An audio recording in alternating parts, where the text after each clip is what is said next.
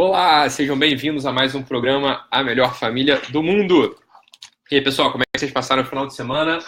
Foi tudo bem na casa de vocês? O que vocês me contam aí de novo desse final de semana? Se vocês estiverem me ouvindo bem, me vendo bem, avisem pelo chat para que eu saiba que está tudo bem com a transmissão. Ver se o pessoal já está entrando aí na sala. O pessoal começou a entrar, que bom. Então, Gilmara Roriz aí com a gente, Esther Letícia, Maria Carolina Patriota, Claudiane, Bruna, Luciana, todo mundo entrando com a gente aí. Ótimo, pessoal. Muito bom. Então, pessoal entrando aí ao vivo, acompanhando a gente aqui, Ana Cristina Meira. Que bom, ótimo. Maravilha. Eu estou aqui botando o chip, trocando o chip do celular para o chip do programa, que eu não tive tempo de fazer isso, acabei de entrar aqui agora. Então, se vocês quiserem me falar comigo hoje, pelo telefone, não deixem de ligar para o 21, DDD do Rio de Janeiro, 993889218. Então, estou escrevendo aí nos comentários, é só procurar 21 993889218. Tá bom, pessoal? Beleza? O pessoal já entrando aí com a gente. Hoje eu vou ensinar para vocês um jogo bem simples que aumenta, que melhora a autoestima das crianças. Então, fiquem atentos aí. É uma coisa bastante simples, bastante fácil de fazer e que ajuda muito em toda a dinâmica da autoconfiança, né? Da percepção de que as coisas, que existem coisas boas, né? Dentro da gente, etc. Então, vamos lá, vamos ficar atento aí para que a gente possa conversar sobre isso. Não deixem de compartilhar esse vídeo aí na timeline de vocês, porque isso ajuda bastante ao alcance do vídeo, né? A aumentar o alcance do vídeo. Então, mais gente que está inscrito no canal acaba recebendo esse conteúdo que pode ser bastante relevante para eles, tá bom? Antes disso, eu vou falar aqui com a Elis Monteiro, que fez uma pergunta: como corrigir um bebê de 1 ano que bate no rosto da mãe? Elis, vamos lá. Com 1 aninho, a criança ainda não tem a capacidade de entender exatamente o que você está falando do mesmo jeito que um adulto entende, tá? Então, quando a gente explica para um adulto, né, ou para uma criança ali com mais de 7 anos, os conceitos de certo, de errado, de justiça, de dever, né? A partir dos 7 anos, o ser humano ele começa a ter uma capacidade de abstrair, de formar conceitos, de raciocinar em conceitos, então ele começa a entender os princípios mais claros, né, os princípios conceituais mais claros do que é certo e do que é errado. Um bebezinho de 1 ano, ele vai ouvir a sua voz. Imagina só que a tua abordagem seja: você não pode bater no rosto da mamãe porque a mamãe te ama, porque você está totalmente... Imagina só que você está tentando explicar para ele. Essa é uma abordagem que muitas pessoas acabam adotando. Essa abordagem ela não tende a ser eficaz. Por quê? Porque a criança ela não consegue ouvir o que você está falando. Com 1 aninho, ela não ouve o que você está falando. E ela ouve o que você está falando, mas ela não conceitualiza, ela não transforma. Vamos lá, vamos entender direitinho. Ela não transforma essa frase, né, de que não se deve bater no rosto da mamãe porque a mamãe é uma adulta, ou se não se deve bater no rosto da mamãe porque não se bate nas pessoas. Ela não consegue pegar essa frase e transformar num conceito. O que é um conceito? Vou simplificar, tá? Assim, tem 1000 formas de falar o que é um conceito. Mas o conceito é algo que serve para, né, algo que serve para tudo, né? Então vamos lá. Existe o conceito do cavalo, o conceito da justiça, o conceito da bondade. Quando a gente vê qualquer cavalo, qualquer ato de justiça, qualquer ato de bondade, a gente consegue saber que aqueles atos concretos eles se referem a um conceito, a uma coisa que sempre existe. Tá? O que acontece? Quando a gente tenta quando tenta ensinar o conceito para uma criança de 1 ano, a gente ainda não entendeu certinho como é que funciona a antropologia da criança, porque ela não consegue formar conceitos. Ou seja, no máximo, ela vai entender que naquele momento, tá? Naquele momento, naquele ato em concreto, ela não deve bater no seu rosto. Mas no ato seguinte, entende? Como ela não tem um conceito que unifica todos os atos semelhantes, unifica todas as coisas semelhantes, ela não tem esse conceito ainda, ela não consegue raciocinar em termos de conceito, ela não vai saber que, né, que uma coisa que ela está fazendo, que é igual ao que ela fez anteriormente, né? Ou seja, ela dar outro tapa na mãe 1 dia depois, ou 2 horas depois, para ela já é outro fenômeno, de outra natureza. Entende? Porque às vezes a gente tem aquela sensação de que a gente está falando 1000 vezes a mesma coisa que uma criança pequena e a criança não entende. É porque ela não entende mesmo, entendeu? Ela não consegue entender. Então o que a gente faz? Então não tem solução. Se não adianta falar, eu já sei, eu vou bater, eu vou brigar com a criança. Olha, bater e brigar com a criança olha só o que eu vou falar. Então é meio terrível o que eu estou dizendo, tá? Mas bater e brigar com a criança, ela tem um efeito maior do que o conceito, do que educar, né, conceitualmente a criança, beleza? Mas também não adianta. Por quê? Porque você acaba só excitando e estimulando a criança. Ela fica mais estimulada, fica mais excitada, entende? E pode ser que ela pare porque ela fica com medo de você, tá? E a gente não quer educar com medo, a gente não quer transformar os nossos filhos em medrosos, né, amedrontados, pessoas que só obedecem na base do medo, né, pessoas que acabam ficando com medo de tudo na vida. Isso seria muito ruim, a gente estaria acabando, né, justamente, inclusive, o tema da transmissão de hoje, autoconfiança, né, autoestima. A gente estaria lesando a autoestima e a autoconfiança se a gente só usa, né, o terror como expediente educativo para nossos filhos. Então, o que a gente faz? Nesse caso em concreto, como ele é um bebezinho, não fica com medo dela ficar mimada, tá? Eu vou te dar aqui uma sugestão que pode soar esquisito pra gente, né? Porque a gente pode ficar com medo do nosso filho ficar mimado, mas não vai ficar. Você vai fazer o seguinte, sempre que ela bater no seu rosto, você nunca deixa ela bater de novo, tá? Nunca deixa ela bater uma segunda vez, mas você pega o bracinho dela, abaixa e encosta ela e dá um beijo nela. Entende como é que faz? É assim que a gente vai fazer. O que a gente vai fazer? A gente vai afogar com carinho aquele impulso, que ainda não é um impulso exatamente de raiva, exatamente de ódio, não é. Ela está batendo no seu rosto porque ela está aprendendo a manipular os movimentos ainda. Uma criança pequenininha, justamente quando ela não sabe trabalhar com os conceitos, ela expressa a sua contrariedade dos modos mais anômalos possível, né? Assim, tem de qualquer tipo, né? Tem os modos mais anômalos, então, com choro, né? Com rebeldia, com bater pé. Que adulto esperneia? Bem, tem alguns adultos que esperneiam, mas é raro adulto espernear. Adulto, em geral, vai falar ou vai fechar a cara, né? Assim que adulto faz. Criança não. Criança tem todo o componente motor implicado, né? Tem todo o componente motor que envolve suas contrariedades. Tá bom, Elis? Então, a sugestão que eu dou para você é essa. Você faz uma contenção física, tenta não bater nela, tá bom? Tenta não bater na sua filha, tenta não gritar, não brigar, porque isso em geral é ineficaz, tá bom? Então a gente vai por aí, beleza? Você faz a contenção física, traz ela perto de você, dá um beijo e acalma ela. Você vai ver que isso aí, no médio prazo, né, com 1, 2 semanas, vai tender a melhorar muito esse componente de dar tapa no rosto, tá? Que a gente sabe que muitas crianças acabam fazendo isso. Beleza? Glória Marcial faz uma pergunta aqui também, depois a gente já para entrar no tema de hoje. Doutor, automutilação é indício de depressão ou nem sempre? Nem sempre, Glória. Na verdade, um dos primeiros componentes da depressão, tem vários componentes que indicam o início de uma depressão, tá, Glória? Então, um deles é a alteração do sono. As pessoas começam a ter um sono alterado, né? Ou para mais ou para menos. Pessoas que já ficam com dificuldade de iniciar o sono, ou pessoas que despertam muito cedo, pessoas que despertam 3, 4 da manhã e não conseguem voltar a dormir. Isso pode indicar, né, já o início, a instalação de uma depressão. Uma outra coisa é uma mudança no comportamento. As pessoas ficam mais irritadas, por exemplo. Muita gente não sabe que irritação, às vezes uma irritação que não sabe muito de onde vem, né? Uma coisa assim que a gente só quase não se aguenta dentro de si, já sai dando coice em todo mundo, ou fica mais, né, nervoso. Isso pode ser início de depressão também, tá? Agora, outra coisa é propriamente a tristeza ou a desesperança, tá? Que pode entrar também na percepção, no coração das pessoas que estão começando a ter o transtorno depressivo instalado dentro de si. Então, essas são uma das coisas mais comuns da depressão, né? Por onde a depressão começa, né? Quando a pessoa começa a não sentir mais o prazer ou o gosto naquelas coisas que antes davam gosto ou prazer para ela, né? Então, às vezes a pessoa adorava ir na praça, sei lá, conversar com os outros. Aí começa já a não conseguir mais ir, começa a ficar meio irritado, o padrão de sono muda, altera, a família começa a achar que a pessoa está meio esquisita. Olha, isso aí em geral tem mais a ver com início de depressão, tá bom, Glória?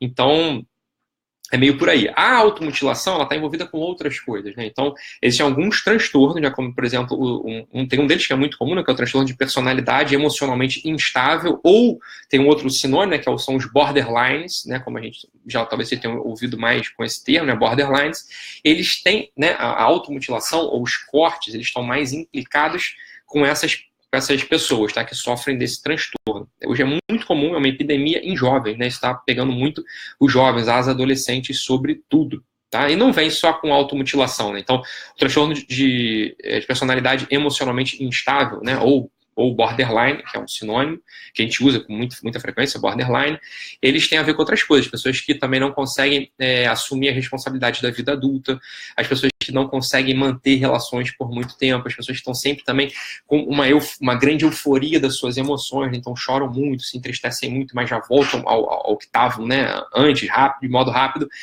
Isso, junto com a mutilação, pode indicar um desses transtornos de personalidade. Tá bom, Glória? Então, nem sempre a depressão vem antecedida, enfim, por automutilação, ok? O que eu queria falar com vocês hoje, bem, tem bastante coisa aqui, né?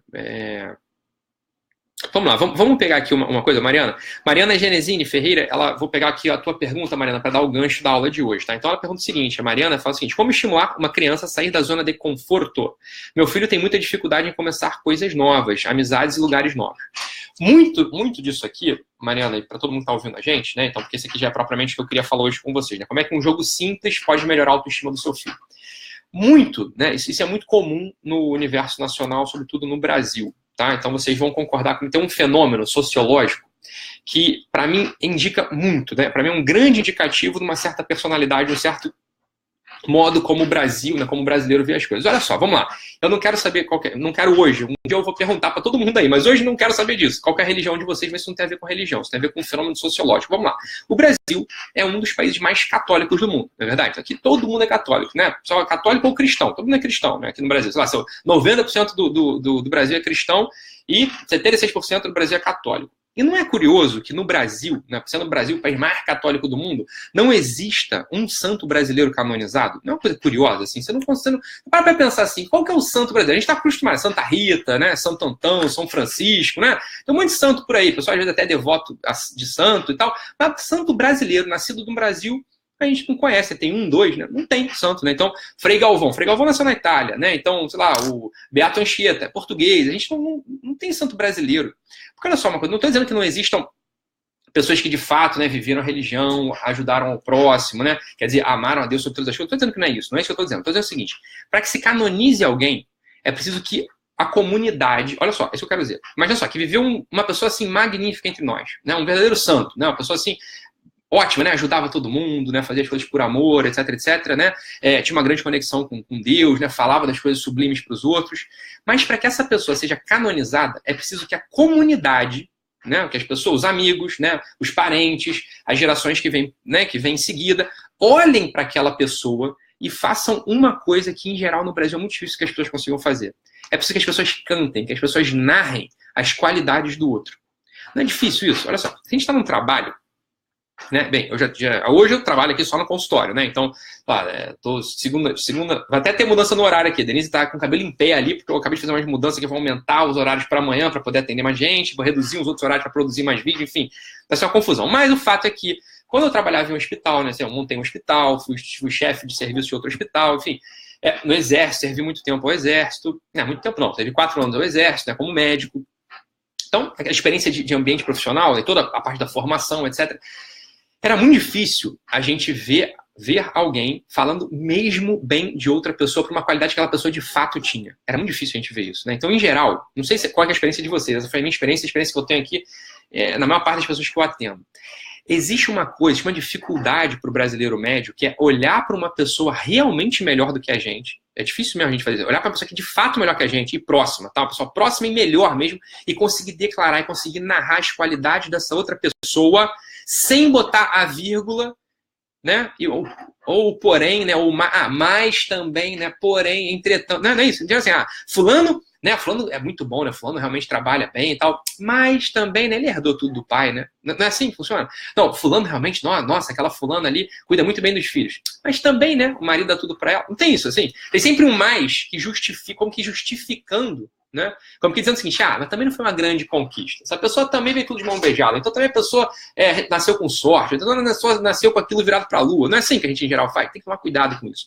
Isso, né, é uma das coisas mais maléficas, né, mais insidiosas, mais terríveis que existe no imaginário, né, da nossa nação, do Brasil. O brasileiro médio, ele tem essa tendência a desqualificar tudo dos outros. Tá? Desqualificar mesmo.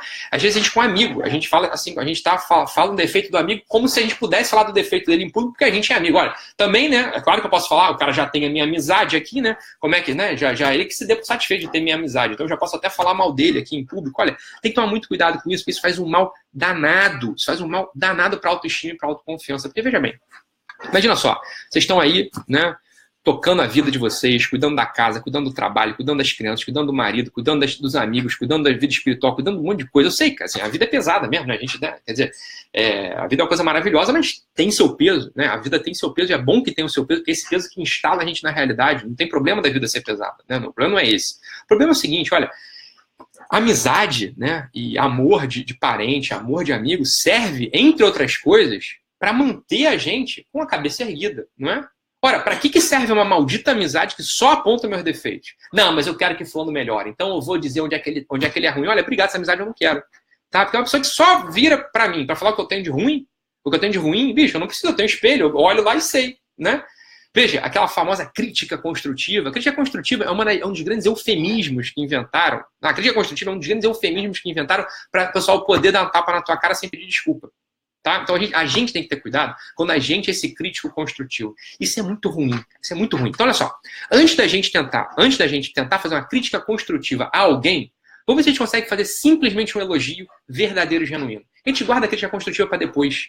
Tá? Isso ajuda muito o ambiente familiar. Ajuda muito a convivência, né, a amizade. Então, às vezes, eu vejo gente aqui que se queixa de não ter conseguido cultivar amigos ao longo da vida, ou de ter perdido os amigos, né, ou pessoas que o abandonaram, ou ele abandonou outras pessoas. Isso é muito comum no Brasil, muito comum. Às vezes as pessoas carregam na vida 1, 2 amigos, né? Não tem um grupo realmente onde as pessoas convivem, as pessoas se gostam, as pessoas se amam, as pessoas se ajudam mutuamente. É difícil a gente encontrar pessoas que têm esse grupo de convivência bem formado. E um dos motivos é esse, que o elogio, quando sai da nossa boca, é muito difícil. Assim, é muito difícil um elogio sair verdadeiramente da nossa boca, com toda a potência, com todo amor, com toda aquela carga de iluminação, com toda aquela carga benéfica, com toda aquela carga de energia, de remédio, de vitalidade. O elogio, em geral, sai da nossa boca como... Veja se não é assim com vocês.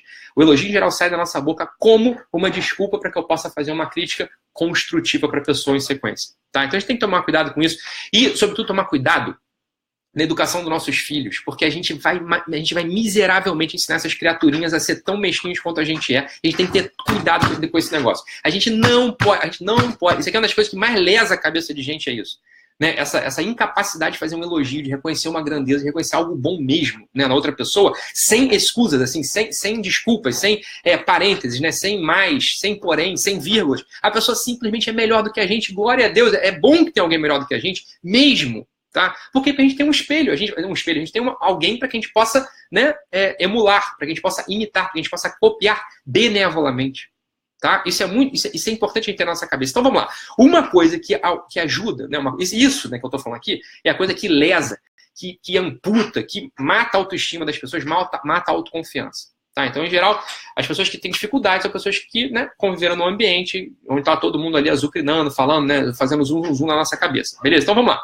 Como é que a gente ajuda os nossos filhos a escapar dessa espiral, desse cemitério, né, dessa maldição, que é esse tititi, esse burburinho, né, de elogios que vêm permeados com críticas, e da crítica solta, dessa coisa desse martelo que bate na cabeça de todo mundo, querendo afundar todo mundo nesse mar de lama da mesquinharia? Como é que a gente ajuda nossos filhos a escapar desse espiral maldito, né, que se instalou definitivamente em todos os cantos aqui do nosso país? Uma coisa muito simples que ajuda é a gente fazer com que nossas crianças reconheçam a virtude dos outros, reconheçam a grandiosidade dos outros, reconheçam o bem que existe nos outros, reconheçam que os outros sabem fazer bem. Esse aqui é o ponto. Então aqui, por isso que é bom, por isso que tem esse jogo, que é o jogo mais simples do mundo, que é um jogo que pode ajudar muito no ambiente familiar. Que é o seguinte, né? Quando tiver toda a família reunida, a gente já combina com as crianças que o jogo é o seguinte: a gente tem que conseguir falar hoje, né? Depois de jantar, ou durante o jantar, ou na volta de um passeio de carro, ou na descida para o play, ou na ida para o colégio, sei lá. Um momento onde a família está mais ou menos junta, né? Então, os 2, 3 irmãos, o pai e a mãe estão juntos ali, ou então, sei lá, tá só você com o teu filho. A brincadeira é a seguinte: vamos lá. Cada um tem que falar de uma qualidade ou de uma coisa que o outro faz bem, o que está do lado direito, né? Então, se foi quem roda, ou sei lá, tá no carro, enfim, então fulano vai ter que falar de uma qualidade, uma coisa que o outro faz bem, tá? Não pode mentir, e quem não responder perde. Beleza? Então, esse é o jogo. O que acontece? As crianças, como é um jogo, elas vão ter desejo, porque elas não querem perder, então elas não querem sair do jogo, não querem ser desclassificadas, elas não querem perder ponto. Então elas vão ter desejo de olhar para o irmão, olhar para a mãe, olhar para o pai e tentar encontrar ali algo que o outro faz de bom. E elas vão falar: ah, o meu irmão, né? Se você vai então, o meu irmão, o que ele faz muito bem? Ele me ajuda a subir na cama. Né? Olha só, é uma coisa super simples, uma coisa simples pra caramba, né? Um irmão mais velho que ajuda o irmão mais novo a subir na cama. Mas olha, o irmão mais velho não faz isso bem mesmo? Isso não é uma virtude? Né? Isso não é uma generosidade? Isso não é um olhar para o outro? Então veja, são duas coisas que acontecem aqui. Quando eu falo uma coisa que o outro faz bem, eu ilumino ao outro, porque o outro está sendo reconhecido. Isso é importante. Isso é importante. Isso valida, isso reforça uma qualidade que o outro tem.